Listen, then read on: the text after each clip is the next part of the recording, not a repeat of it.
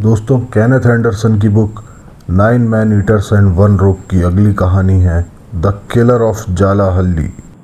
ये कहानी है एक नॉर्मल साइज़ के तेंदुए की, जो ना ही मैन ईटर था और ना ही था कैटल लिफ्टर। ये एक बहादुर लेपर्ड की कहानी है जो इंसानों से आखिरी दम तक लड़ता रहा और फिर भी जीत कर ही मरा। इसने लड़ाई के दौरान 3 आदमियों को मार दिया और 11 आदमियों को गंभीर रूप से घायल कर दिया था। अब 1938 की बात है। आज़ादी के आंदोलन ज़ोरों पर थे और द्वितीय विश्व युद्ध शुरू ही होने वाला था। उस समय बेंगलोर से सिर्फ 7 मील की दूरी पर एक गांव था। उस गांव का नाम था जालाहल्ली। ये एक बहुत ही आम सा गांव था। लगभग 150 घर रहे होंगे, ईंटों से बने हुए। और ये गांव किसी चीज़ के लिए फेमस नहीं था, बहुत ही अंडररेटेड गांव था। अब उस वक्त जिस तरह से प्रशासनिक सेवाओं का हेडक्वार्टर था बेंगलोर, उसी तरह से फॉरेस्ट ऑफिस का भी हेडक्वार्टर था बेंगलोर। अब क्योंकि इतने साल के अंग्रेज़ों के राज में जंगल का काफ़ी लॉस हो चुका था, वन संपदा लुप्त होती जा रही थी, जंगल की कटाई ज़ोरों पर थी, तो बेंगलोर स्थित फॉरेस्ट हेडक्वार्टर में एक डिसीजन लिया गया कि अब जंगलों को बचाना है। तो इसी बात को मद्देनज़र रखते हुए नए वृक्षारोपण का फैसला किया गया। इस स्कीम के तहत बहुत सारे वृक्ष लगाए जाने थे, जिसमें सैंडलवुड यानी कि चंदन के पेड़ थे, रेड रोजवुड, यूकेलिप्टस और भी कई तरह के पेड़। और ये सारा प्लांटेशन किया गया था जालाहल्ली के पास में भी। जब ये प्लांटेशन हुआ, पेड़ थोड़े बड़े हुए, तो इसके आसपास काफ़ी सारी मात्रा में लेंटाना भी उगाई। इसके बाद हुआ वही जो होता है। लेंटाना के आसपास घनी झाड़ियों में अड्डे बन गए खरगोशों के, सांप के, बड़े चूहों के। अब जालाहल्ली से 12 मील दूर मगाड़ी की पहाड़ियाँ थीं, जो कि पथरीली पहाड़ियाँ थीं। अब एक दिन घूमते फिरते एक तेंदुआ उन पहाड़ियों से निकलकर जालाहल्ली के इन प्लांटेशन की तरफ आ गया। यहाँ उसके खाने के लिए भरपूर मात्रा में भोजन उपलब्ध था। जंगली मुर्गे थे, खरगोश थे और इन्हीं से उसका काम चल जाता था। अब इसने इस आर्टिफिशियल प्लांटेशन के जंगल को ही अपना घर समझ लिया था और यहीं रहने लगा था। अब ये तेंदुआ इस इलाके में गश्त करता रहता था। तभी इसकी नज़र एक दिन पड़ी पास मौजूद गांव जालाहल्ली पर। इसने देखा गांव में काफ़ी सारी बकरियां हैं और कुत्ते भी हैं। फिर इसकी नीयत डोल गई। इसने धीरे धीरे बकरियों का भी शिकार करना शुरू कर दिया और कुत्तों का भी। और यहाँ से कहानी का रुख बदल जाता है। एक दिन इसने एक बड़े पुलिस अधिकारी की बकरी मार दी, जो कि थे सार्जेंट। और उस अधिकारी ने ये ठान लिया कि अब वो सबक सिखा कर रहेगा इस लेपर्ड को, यानी तेंदुए को। और उसने ठान ली इसका शिकार करने की। अब इस सार्जेंट के पास एक 303 की शॉटगन थी, जिससे एक बार में एक ही गोली चलाई जा सकती थी। इसके बाद इसे रीलोड करना पड़ता था। अब इन्होंने अपनी मरी हुई बकरी को तो बचा लिया था। अब एज अ बेट उसी को इन्होंने इस्तेमाल करने का सोचा और इन्होंने बकरी को नीचे मजबूती से बांध दिया और उसी के बगल में चढ़कर बैठ गए एक पेड़ पर अपनी 303 शॉटगन लेकर। अब ये बहुत ही घबराए हुए थे। इंतज़ार करते करते घंटों बीत गए। इसके बाद वो तेंदुआ आया अपने शिकार पर वापस, यानी उस बकरी पर। उसके आते ही ये दृश्य देखकर उनके हाथ कांपने लगे और उन्होंने उसी कंडीशन में कांपते हुए हाथों से ही अपनी शॉटगन का ट्रिगर दबा दिया। गोली चल गई और जाकर लगी लेपर्ड के पैर में। अब ये समझ गए कि इन्होंने तेंदुए को घायल करके छोड़ दिया है, तो डर के मारे ये रात भर बैठे रहे उसी पेड़ के ऊपर। जब सुबह उठे तो ये उतरे नीचे। उतरकर इन्होंने जब देखा तो कुछ खून के निशान थे, बहुत ही हल्के, इन्हें पता था कि ये तेंदुआ मरा नहीं है, ये घायल है, लेकिन क्योंकि ये पेशेवर या किसी भी तरह के शिकारी थे नहीं, तो इन्हें पता नहीं था कि घायल तेंदुआ कितनी बड़ी मुसीबत होता है। इन्हें एक गलत फहमी थी, जो ये थी कि इन्हें लग रहा था कि इन्होंने अब सबक सिखा दिया है उस तेंदुए को, और अब वो इनकी तो क्या किसी की भी बकरियां नहीं मारेगा। लेकिन इनका ये विचार अब ज़्यादा दिन तक टिकने वाला नहीं था। इन्होंने एक चीज़ नोटिस की थी कि जैसे ही तेंदुए को गोली लगी थी, उसने इनकी तरफ देख लिया था और ज़ोर से दहाड़ मारी और उसके बाद चला गया। इसका मतलब साफ था कि मैं बदला लूँगा।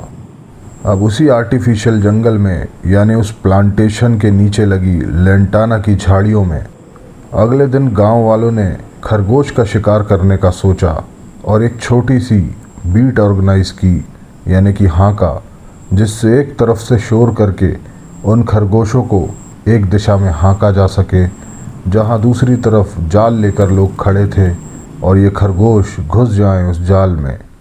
अब अगले दिन सुबह जल्दी ही ये बीट शुरू हो गई। अब काफ़ी देर तो ये बीट सही चलती रही, जिस तरह से तय किया गया था। इसके बाद ये लोग आगे बढ़ते चले गए और झाड़ियों से अब निकला खरगोश की जगह एक तेंदुआ। अब इस तेंदुए ने इस तरह तबाही मचाई कि 6 लोगों के साथ उसने जो किया वो ज़िंदगी में भी कभी नहीं भूलेंगे, और इसके किस्से अपनी आने वाली नस्लों को भी सुनाते रहेंगे। उसने इन 6 लोगों को इतनी बुरी तरह से घायल किया कि जैसे किसी ने रेज़र ब्लेड मारी हो। उसने कुछ लोगों को काटा, कुछ को अपने पंजे मारे और कुछ को अपने नीचे दबा लिया। अब इन लोगों ने जान बचाने के लिए भागना ज़रूरी समझा और ये तितर बितर होकर जहाँ इनको दिशा दिखी उसी तरफ भाग खड़े हुए। आपस में टकराते थे, फिर गिरते थे, फिर भागते थे, और ये लोग जान बचाकर इधर भागे और वो लेपर्ड वापस भाग गया उन्हीं झाड़ियों के अंदर।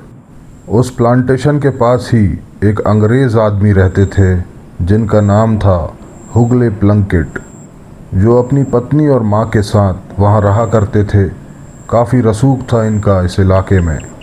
ये अपनी ज़िंदगी में कई टाइगर और लेपर्ड का शिकार कर चुके थे और इस इलाके में इनकी काफ़ी अच्छी छवि थी। इनकी इमेज, इनकी रेपुटेशन दिगुआ मेट्टा के इलाके तक काफ़ी प्रचलित थी, यानी इन्हें काफ़ी सारे लोग जानते थे। अब ये सारे घायल लोग जिन्हें तेंदुए ने घायल किया था, ये सब प्लंकेट के घर पहुंच गए और उनसे मदद मांगने लगे कि साहब, आप तो शिकारी हैं, एक तेंदुआ इन प्लांटेशंस में आ गया है जिसने हमारा ये हाल कर दिया है, आप कुछ कीजिए वरना ये मार कर खा जाएगा बहुत सारे लोगों को। अब क्योंकि प्लंकेट की आदत थी सुबह देर से उठने की, तो वो उठकर ही खड़े हुए थे अपने बिस्तर से और उन्होंने पहना था एक पैजामा।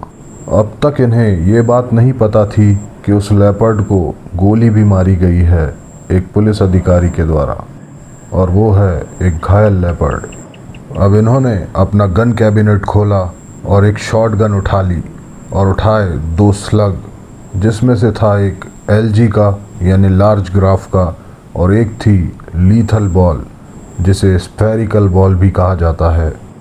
इन्होंने पहले अपनी गन में बॉल लोड की और चल पड़े इन लोगों के साथ उस प्लांटेशन की तरफ।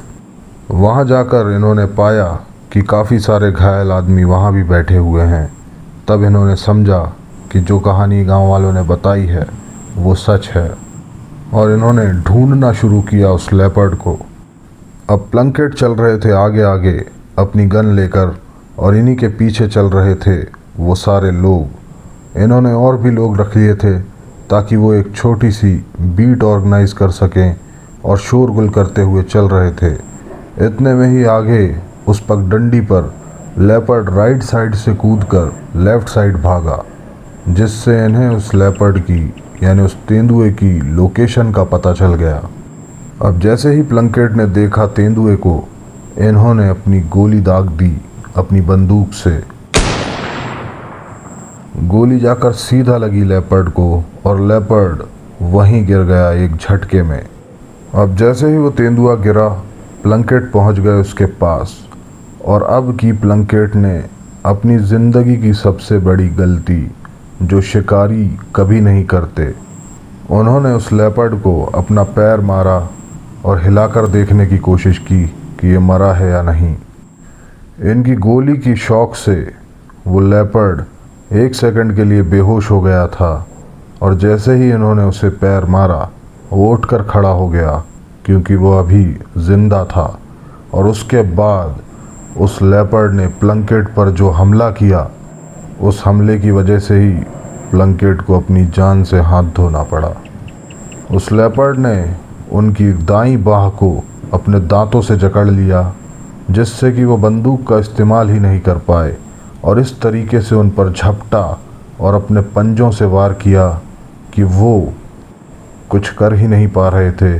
और ये सब इतने कम समय में हो गया कि लोगों को मदद करने का मौका ही नहीं मिला।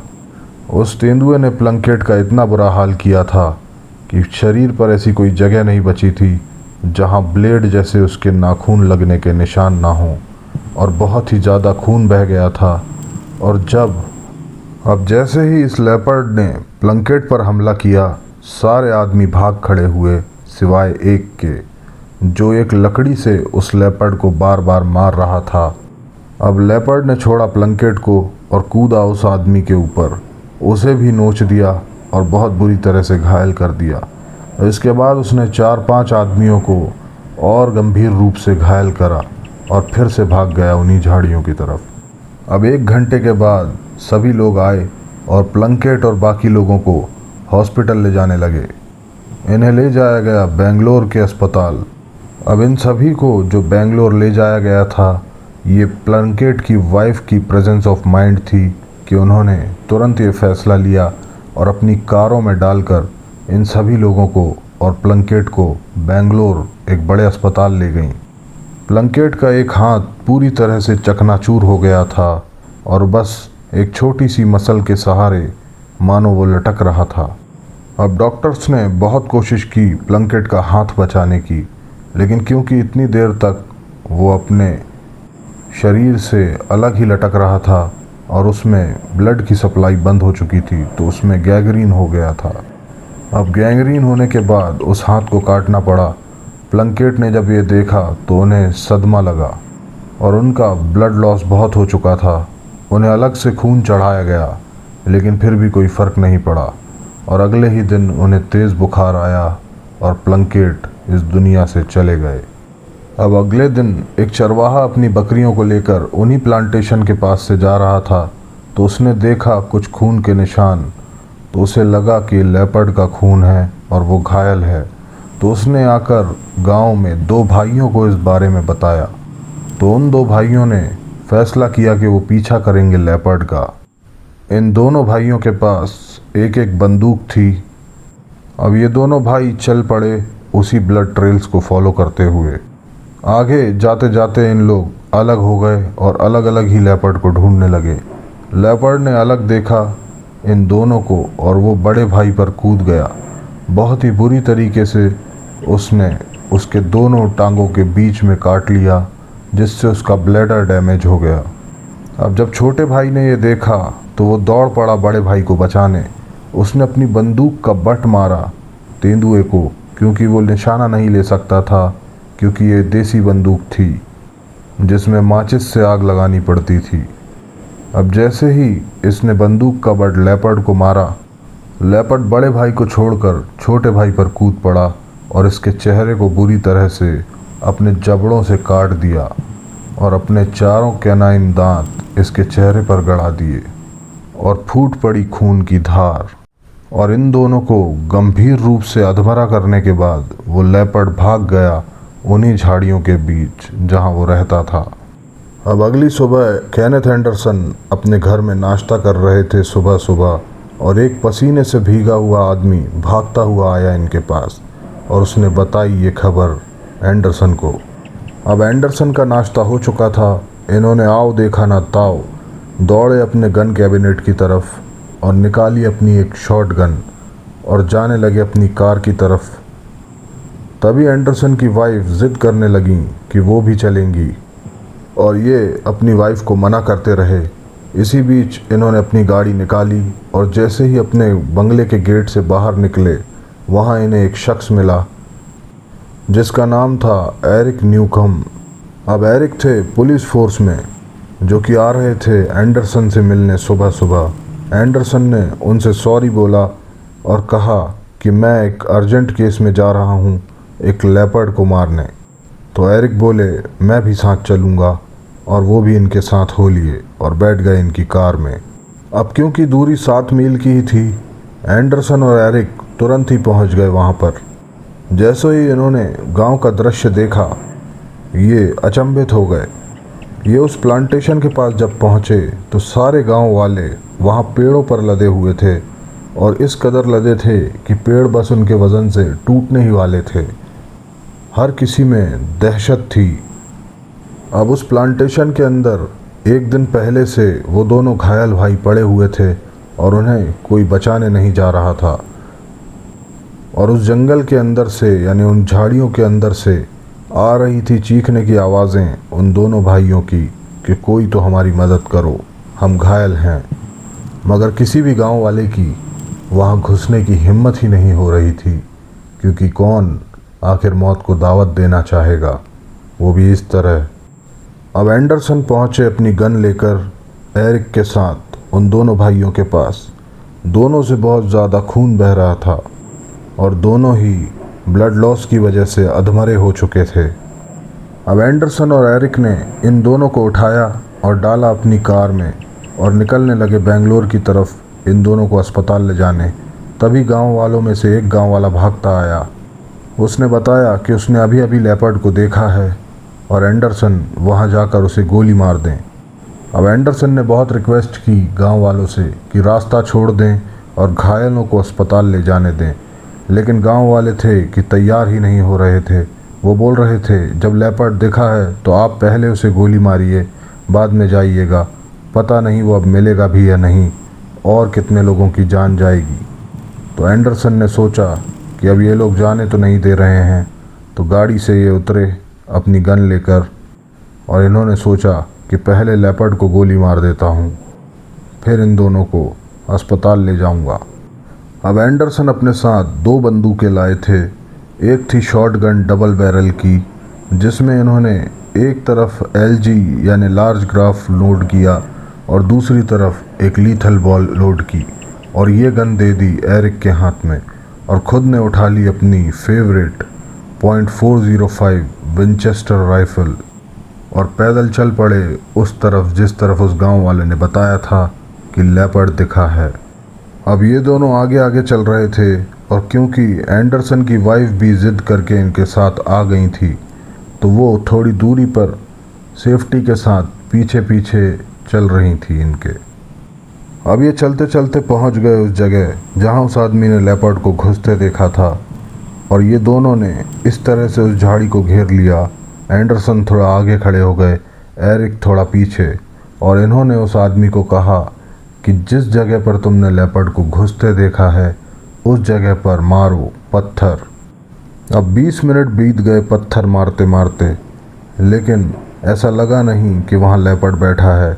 किसी तरह की कोई ग्राउल साउंड सुनाई नहीं दी, और इसी तरह से घूमते हुए आगे पीछे एरिक ने उस एरिया को स्कैन कर लिया और कहा कि यहाँ लेपर्ड नहीं है, मैं देख चुका हूँ।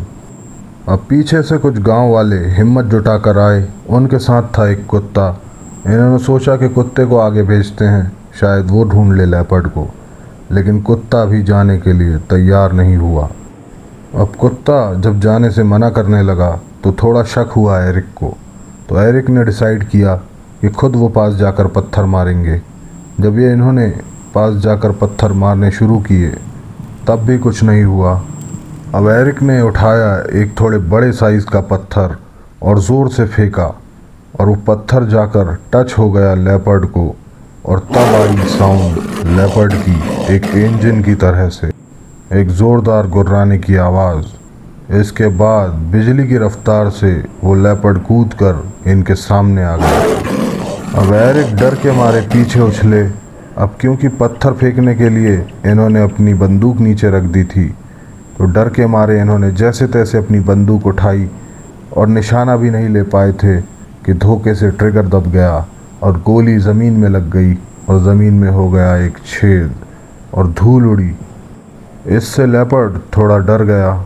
अब लेपर्ड भागने को हुआ, लेकिन अचानक उसके दिमाग में पता नहीं क्या आया। वो एकदम से वापस मुड़ा और जंप किया एरिक के ऊपर। जैसे ही वो एरिक के ऊपर कूदा, एरिक के हाथ से बंदूक छूटकर गिर गई और वो दोनों आपस में गुत्थम गुत्था होकर कुलाटियाँ मारते हुए नीचे की तरफ गिरने लगे, एक छोटी सी ढलान पर।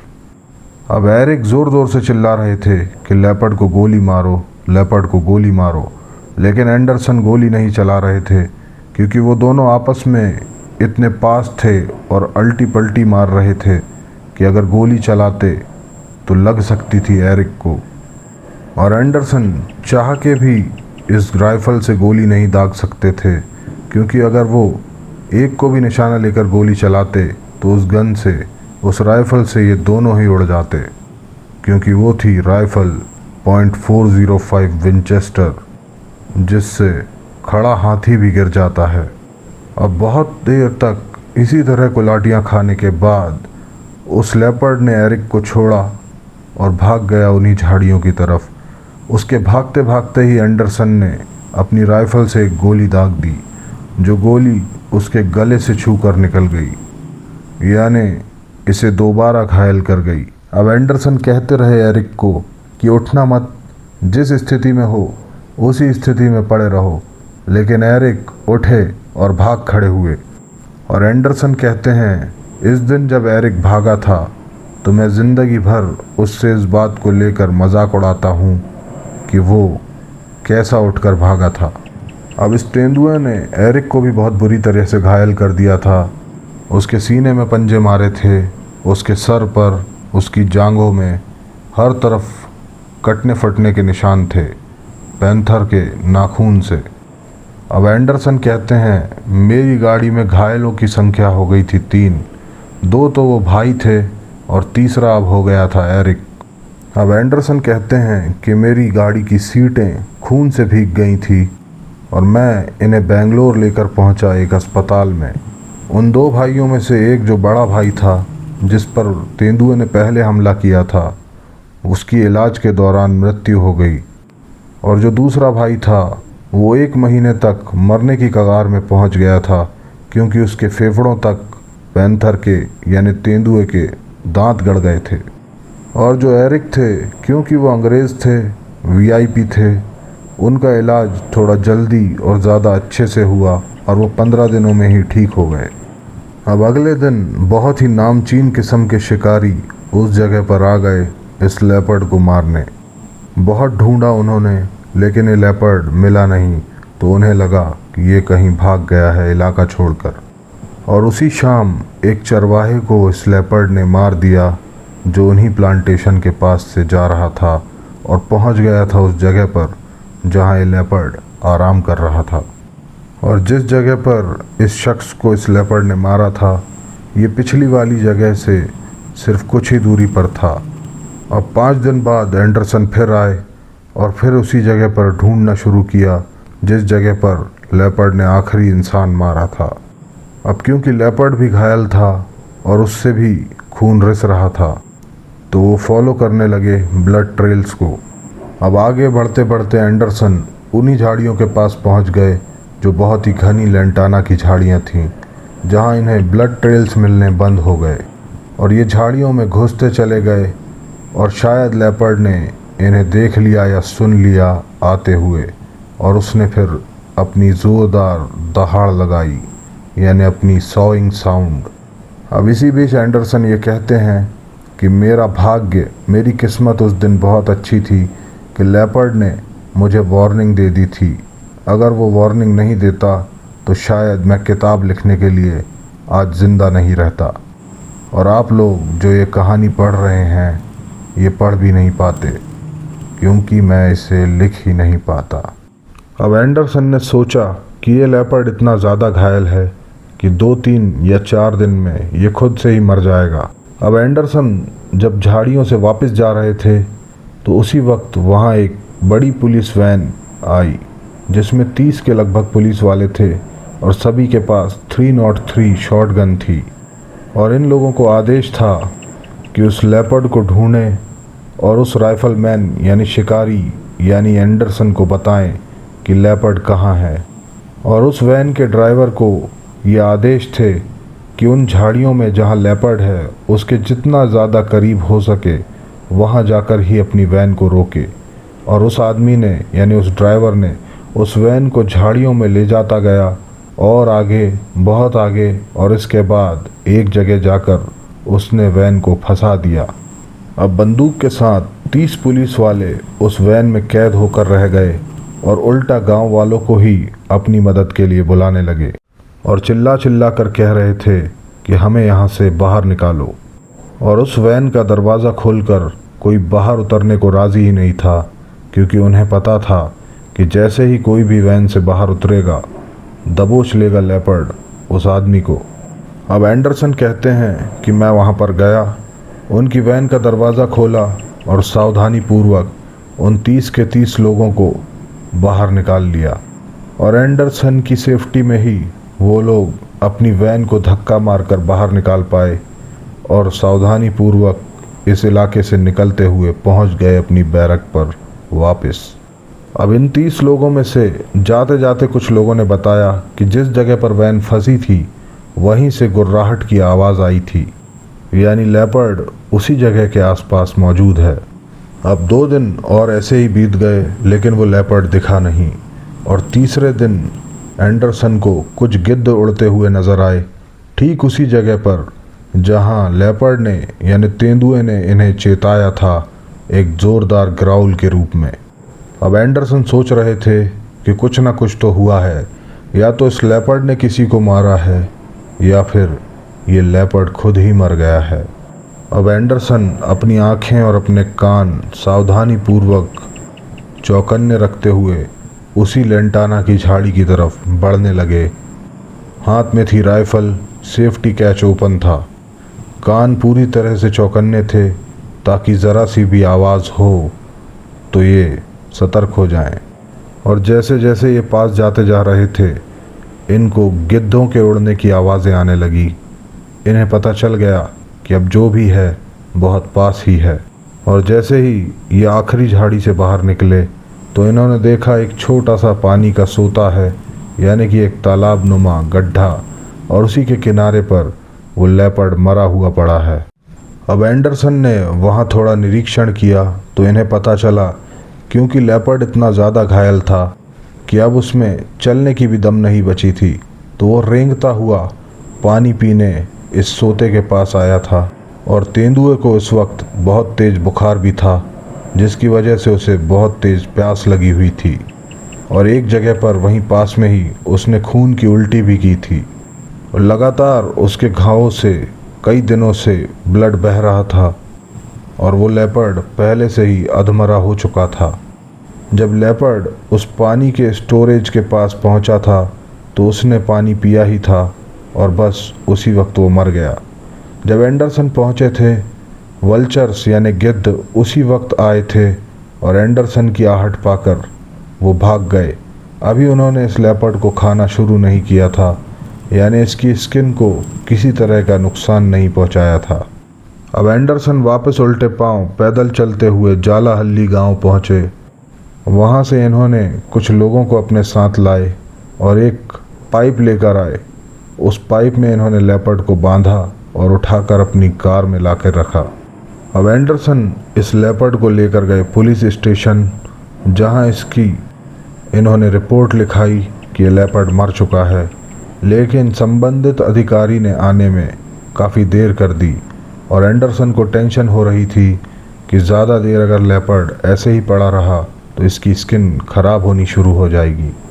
इसके कुछ ही देर बाद 3 घंटे तक बैठने के बाद एंडरसन को परमिशन मिल गई कि वो अब इस तेंदुए के शरीर को ले जा सकते हैं। अब एंडरसन कहते हैं कि जब वो इस तेंदुए की स्किन उतार रहे थे तब पूरा घटनाक्रम इनकी आंखों के सामने आ गया था। अब जब सबसे पहले एक पुलिस अधिकारी ने जो पेड़ के ऊपर से गोली चलाई थी वो लगी थी इसके अगले पंजे पर, और जिसमें गैंग्रीन डेवलप हो गया था, जिसके कारण इसका पंजा सड़ना शुरू हो गया था। दूसरी गोली जो प्लंकेट ने चलाई थी वो इसके पेट के आर पार हो गई थी, लेकिन यह मरा नहीं था। उसने बस एक छेद बना दिया था इसके पेट के आर पार, और लगातार इसमें से थोड़ा थोड़ा खून गिरता था। और दूसरा राउंड जो प्लंकेट के हाथ से चला था एलजी का, उसका एक छर्रा उसके माथे पे गड़ गया था, और इसी छर्रे ने उस लेपर्ड को उस वक्त बेहोश किया था जब प्लंकेट पैदल चलकर उसके पास गए थे और उसे अपने पैर से झंझोड़ा था। 5 छोटे छर्रे और इसे लगे थे एक कंधे के पास, जो उन 2 भाइयों में से एक भाई की बंदूक से चले थे, और एक लगा था एंडरसन की राइफल से, जो इन्होंने उस वक्त चलाई थी जब एरिक को छोड़कर लेपर्ड झाड़ियों में भाग रहा था, और वो लगी थी लेपर्ड की गर्दन पर, और वो बीच में नहीं लग के थोड़ी सी गर्दन को छू कर निकली थी। और इस बुलेट ने कोई हड्डी नहीं तोड़ी थी और ना ही ये ज़्यादा गहराई पर लगी थी। अब एंडरसन कहते हैं कि ये लेपर्ड की जो स्किन थी इसे मैंने एक बार कोर्ट में भी पेश किया था, जब उन 2 भाइयों में से एक मरे हुए भाई की मौत के कंपनसेशन के लिए उसकी फैमिली ने ज़मीन का एक टुकड़ा मांगा था, जिससे उसके बदले उसकी आजीविका चल सके। और एंडरसन कहते हैं मुझे इस बात पर गर्व है कि मेरे पास मौजूद इस तेंदुए की स्किन से किसी का भला हुआ, और उस बेचारे की जिसकी जान गई थी उसकी बहादुरी पर कोई सवाल खड़ा नहीं हुआ। अब एंडरसन बताते हैं कि इसके बाद हुई सेकेंड वर्ल्ड वॉर, और सेकेंड वर्ल्ड वॉर के बाद ये जालाहल्ली वाले इलाके में पूरी तरह से बदलाव आ गया। जहाँ पेड़ लगे थे, प्लांटेशंस लगे थे, वहाँ थी अब बिल्डिंग्स, कुछ हॉस्पिटल्स भी बन गए थे, और एयरफोर्स के सैनिकों के लिए रहने के क्वार्टर्स, और ये एरिया बन गया था एयरफोर्स का ट्रेनिंग कैंप, क्योंकि इंडियन एयरफोर्स अब स्ट्रांग होती जा रही थी। इस लेपर्ड यानी इस तेंदुए की खाल एंडरसन के बंगले में थी मौजूद, और एंडरसन जब तक जीवित रहे इस तेंदुए की तारीफ करते रहे कि ये कितना बहादुर था। ये मैन ईटर नहीं था, ये बस अपनी जान बचाने के लिए लड़ता गया, और आखिर में भी खुद की मौत मरा, किसी इंसान के हाथ से डायरेक्ट नहीं मरा, एक वीर योद्धा की तरह। इस पर कई हमले भी हुए और ये बहुत घायल भी हुआ, इसमें से बहुत सारा खून बहता रहा, लेकिन इसने लड़ना बंद नहीं किया, और ये अपनी आखिरी सांस तक लड़ता ही रहा, और बहादुरों वाली मौत ही मरा। और इस तरह से अंत होता है द किलर ऑफ जालाहल्ली का, जो कि एक बहुत ही दिलेर तेंदुआ था। दोस्तों, अगर अब तक आपने हमारा चैनल सब्सक्राइब नहीं किया है तो कर दीजिए। मिलते हैं अगली कहानी में, अपना ध्यान रखिए, चलते हैं। जय हिंद।